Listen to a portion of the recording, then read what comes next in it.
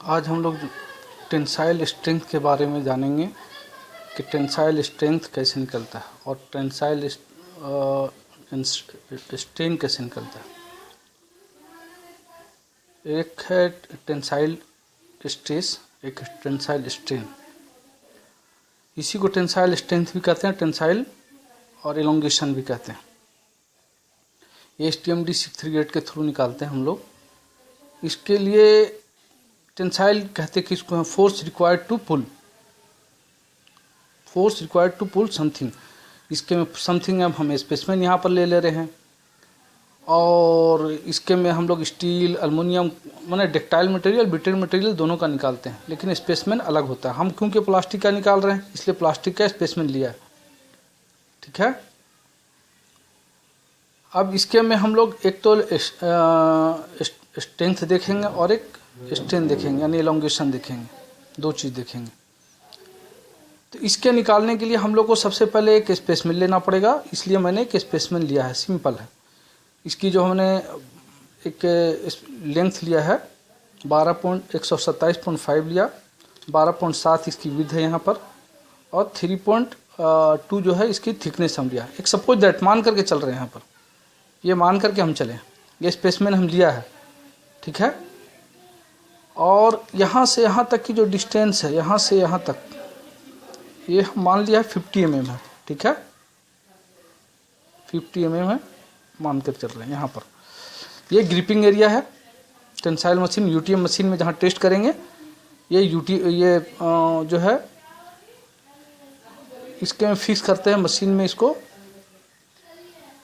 Gripping area है, grip कर देंगे ऊपर से और नीचे से, ठीक है। ये बीच का 50 mm का जो एरिया है, इसी को हम लोग पुल करेंगे, खींचेंगे।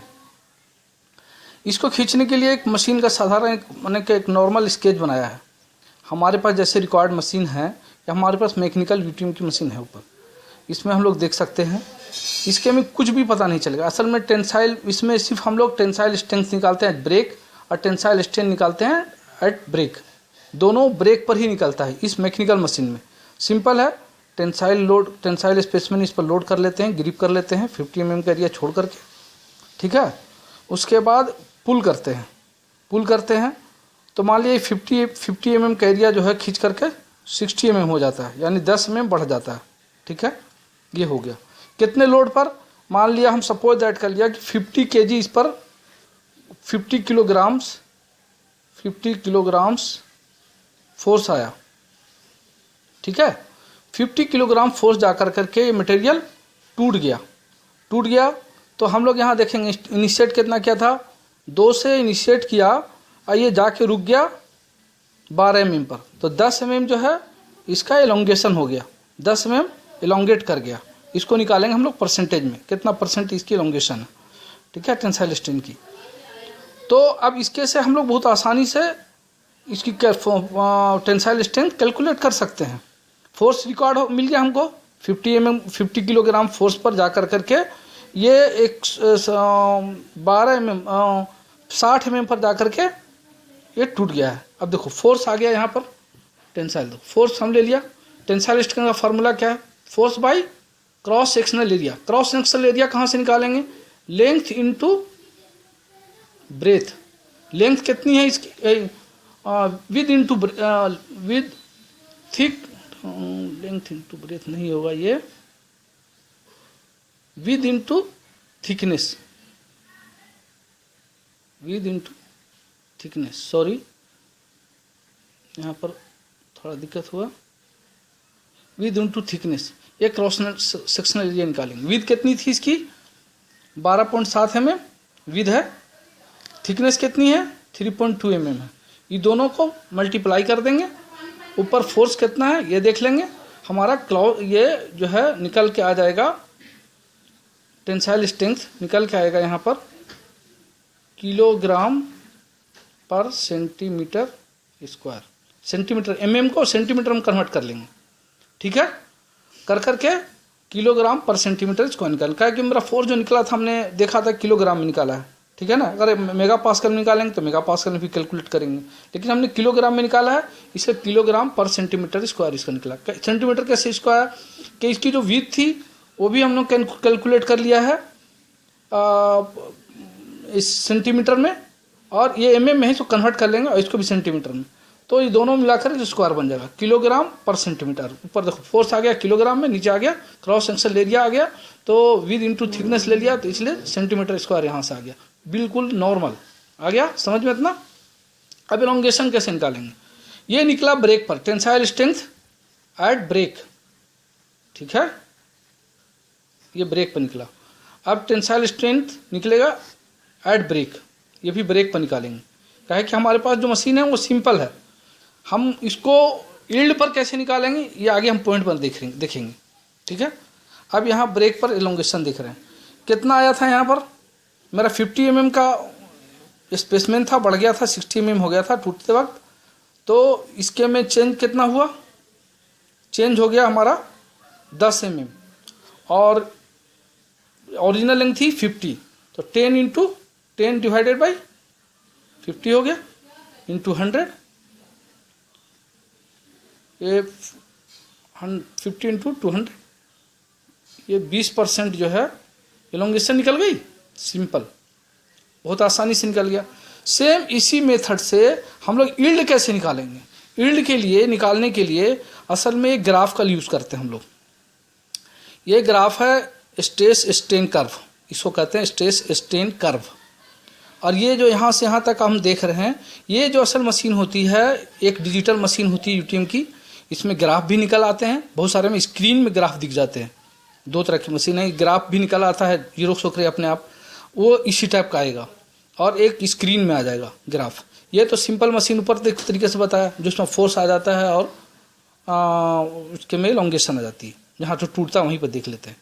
अब यहाँ पर क्या था, ग्राफ जब आता है तो ये जो ये चीज़ देख रहे हैं ये हुक्स लॉ के मुताबिक है, stress is directly proportional to strain के हिसाब से यहाँ तक बनता है। जो मैक्सिमम फोर्स जाता है यहाँ पर एक यील्ड पॉइंट बनता है, अपर यील्ड और लोअर यील्ड बनता है, यहाँ पर एक लोअर यील्ड यहाँ पर बनता है, ये इस एरिया को लोअर यील्ड बना। तो हम लोग यील्ड पर देखेंगे कि यहाँ तक जाने में कितना फोर्स बना है। यहाँ पर ये देखेंगे ऐसे, यहाँ ग्राफ बनेगा। यहाँ मान लिया कि हमारा इसी वही स्पेसमेन को इस पर चेक किया था, 50 kg गया, और यहाँ पर जो यील्ड पर कितना फोर्स आया था, ये 50 मान लिया कि ये यहाँ पर आ गया था 40 kg आ गया, ठीक है, कुछ भी मान लो यहाँ पर सपोज दैट यील्ड पर आ गया। तो यहाँ फोर्स हम यील्ड पर देखेंगे, यील्ड पर मेरा कितना फोर्स है, ये यहाँ से देखेंगे, यहाँ से ग्राफ में देखेंगे कि ग्राफ किसके सामने कितने kg पर गया है, 2, 10, 20 ऐसे करके हम लोग देख लेंगे। यहाँ पर ग्राफ में आता है, उससे देख लिया कि यहाँ पर कितना पर ग्राफ गया और एलोंगेशन कितने पर आया। तो यहाँ पर यील्ड पर देखेंगे, इस वैल्यू को देखेंगे कि यहाँ एलोंगेशन कितनी थी और यहाँ पर फोर्स कितना था, उसी हिसाब से यील्ड पर स्ट्रेस और स्ट्रेन निकालेंगे। सेम फार्मूले पर निकालेंगे, यहाँ पर ब्रेक पर निकाला है मैंने, यील्ड पर force at yield, force at और यहाँ पर क्रॉस सेक्शनल एरिया निकाल लेंगे, फोर्स एट यील्ड। यहाँ पर हम ऐसे डाल सकते हैं, फोर्स एट यील्ड बटा cross sectional area thick into with,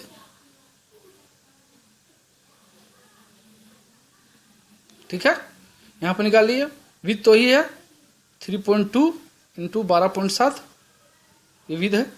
अब फोर्स कितना आ गया, मान लिया हम 40 कर लिया, यहाँ पर डिवाइड कर देंगे, निकल आ जाएगा। यहाँ भी किलोग्राम पर सेंटीमीटर स्क्वायर में निकल आएगा, ठीक है। यील्ड में भी यही तरीका, ठीक है ना, बहुत ही सिंपल है।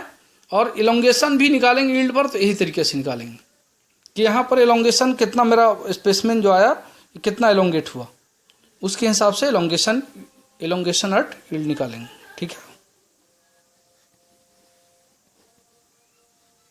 आप जब ये देखेंगे डाटा शीट जब भी देखेंगे तो आएगा elongation at yield, elongation at break, tensile strength at yield, tensile strength at break. अब उसी को जब ये पूरा मेरे को वैल्यू मालूम हो गई, सारी चीज़ हमने देख लिया, एक सिंपल मशीन में जो हमारे पास अवेलेबल है उसमें कैसे निकालेंगे, यूटीएम मशीन जो डिजिटल होती है उसमें कैसे निकालेंगे, इसमें यील्ड भी निकल आएगा, इसमें यील्ड नहीं निकल पाएगा। अब उसी से हम लोग जो है सो यंग मॉडुलस निकालते हैं। यंग मॉडुलस का जो फार्मूला होता है स्ट्रेस डिवाइडेड बाय स्ट्रेन, ये आ जाएगा आपका यंग मॉडुलस, या मॉडुलस इसमें से मॉडुलस ऑफ इलास्टिसिटी निकाल भी सकते हैं। क्या कि यहाँ पर जो एक इलास्टिसिटी का यहाँ पर देखते हैं अपर लिमिट लोअर लिमिट, यहीं पर जो ग्राफ बनेगा यहाँ से एक मॉडुलस ऑफ इलास्टिसिटी भी निकाल सकते हैं। लेकिन सिंपल है, यंग मॉडुलस का फार्मूला है स्ट्रेस डिवाइडेड बाय स्ट्रेन। ये वीडियो लंबी होगी। थैंक यू फॉर वॉचिंग और for standing for given time. Okay, thank you.